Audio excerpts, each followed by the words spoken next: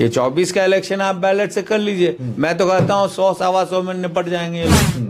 आपको पूरा शक है ईवीएम पे? बिल्कुल शक है, शुरू से है। तो ये इंडिया अलायंस क्यों नहीं कहता है, बाइकआउट क्यों नहीं करता चुनाव का कि बैलेट पेपर से करेंगे? मैं तो उम्मीद करता हूं कि करें तो अच्छा है। हम डिमांड करते हैं कि आप बैलेट लाइए वापस, कि ईवीएम में फॉल्ट है, ईवीएम को रिप्लेस करने की जरूरत है। जिन लोगों ने ईवीएम इंट्रोड्यूस किया था उन लोगों ने आखिरकार क्यों ईवीएम को डिसकंटिन्यू किया। बैलेट को लाइए और ईवीएम को हटाइए। उनकी जुमलेबाजी के बारे में हम लोग जितना कम कहें उतना बेहतर है। हमको कोई यकीन नहीं है इनके ईवीएम और इनके इलेक्शन प्रोसेस का।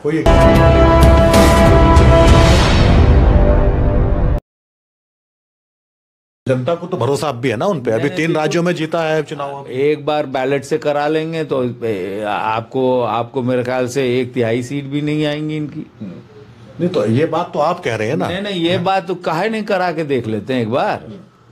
हम क्या कह रहे हैं, दुनिया कह रही है। आप ही के पत्रकार बंधुओं से कल बात हो रही थी तो उन लोगों ने कहा कि मध्य प्रदेश में जितने पत्रकार थे महीने भर के ट्रैवल के बाद उन लोग में आपस में बात होती थी, वो लोग कहते थे ज़्यादा से ज़्यादा 70-80 बीजेपी सीट लाएगी, और जब नतीजा निकला तो 165 आया। जो कैंडिडेट कांग्रेस के रहे या विपक्षी दलों के रहे, अपने घर के बूथ में जहां 1900 वोट होती है वहां पे उनको 50-60 वोट मिल रहा है। Is it possible? यानी आप ईवीएम पे सवाल उठा रहे हैं? ये मैं नहीं उठा रहा, इनके बीजेपी के नेतागण भी उठाते हैं। और बड़े बड़े मुल्कों में जहां पे ये लाया गया था उन लोगों ने कई साल पहले डिसकंटिन्यू कर दिया क्योंकि वो रिलायबल है नहीं। अच्छा, आप तो कई इलेक्शन जीते हैं ना, पहले विधायक भी रहे हैं कई बार, फिर लोकसभा में आप पहली बार आए हैं। आप ये बताइए, आपको लगा कि आपके यहाँ मैनेज हो सकती है ईवीएम? बिल्कुल मैनेज हो गई, हो सकती है बिल्कुल, वरना जो मार्जिन था वो बहुत कम था। वो तो कांग्रेस का गढ़ है। नहीं, वो तो अख्तरुल इमान भी लड़े थे ना आपके यहाँ। नहीं, लड़ने को तो कोई भी लड़ सकता है, हम भी लड़ सकते हैं, लेकिन वो किसी एक शख्स के बारे में कहना मुनासिब नहीं होगा। वो हमेशा जो वो इलाका है, वो किशनगंज का इलाका या आस पड़ोस का इलाका, वो कांग्रेस का गढ़ माना जाता है। वहाँ के लोग कांग्रेस से हमेशा जुड़े रहे हैं।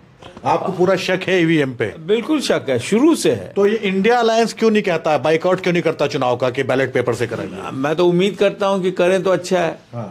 बाइकआउट करे, और बाइकआउट करे और डिमांड करे। हम बाइकआउट क्यों करेंगे? हम डिमांड करते हैं कि आप बैलेट लाइए वापस, या नहीं तो आप कोई और ऐसा सुझाव दीजिए जो लोगों के मन में ये खौफ ना हो कि भाई हम दें किसी को और पता चला वोट चला जाए दूसरे को। ये तो डेमोक्रेसी का, हेल्दी डेमोक्रेसी का तो ये निशानी नहीं है ना। बीजेपी की तरफ से ये कहा जाता है कि जहां कांग्रेस हारती है वहां ईवीएम का रोना शुरू कर देती है। नहीं, तो हम कह रहे हैं कि भाई आपके लोग भी तो कह रहे हैं कि ईवीएम में फॉल्ट है, ईवीएम को रिप्लेस करने की जरूरत है। जिन लोगों ने ईवीएम इंट्रोड्यूस किया था उन लोगों ने आखिरकार क्यों ईवीएम को डिसकंटिन्यू किया? आखिर कोई तो वजह होगी। आप आजमाइश के लिए एक स्टेट में आप ईवीएम हटा के आप बैलेट से कर लीजिए। ये 24 का इलेक्शन आप बैलेट से कर लीजिए। मैं तो कहता हूँ 100-125 में निपट जाएंगे ये लोग।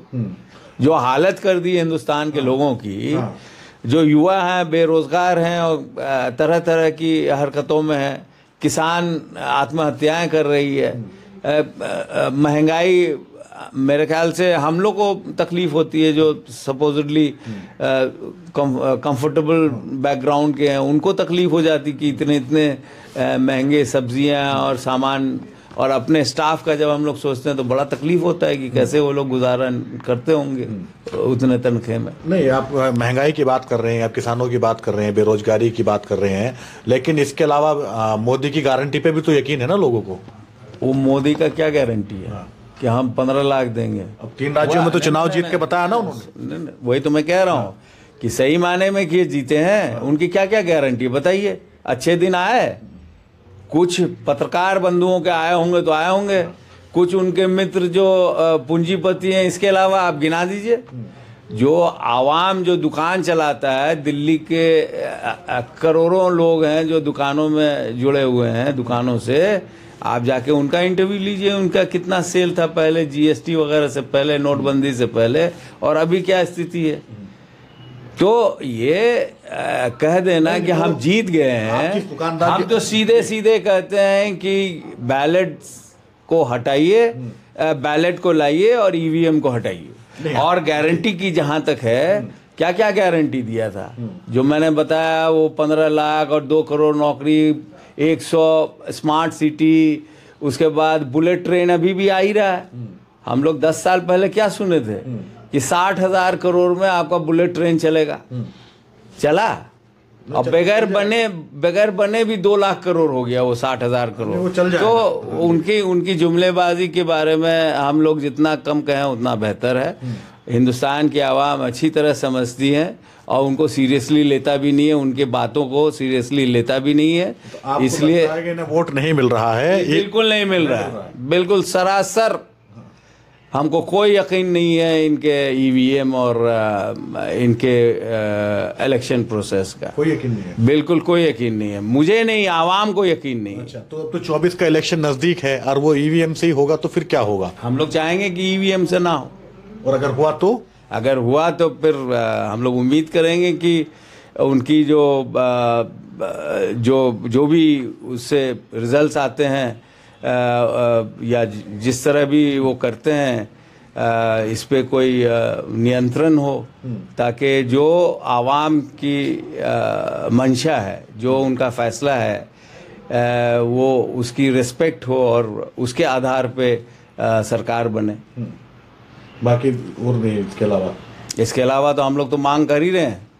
मैं पर्सनली मांग करता हूं कि भाई बैलेट से होना चाहिए, ये आवाम की मांग है। तो डॉक्टर जावेद के साथ बातचीत आपने देखी। अब उन्होंने ईवीएम को लेकर भी एक सवाल उठाया है और ये मांग की है विपक्षी पार्टियों से कि वो बैलेट पेपर की मांग करे, ईवीएम का बाइकाट करे।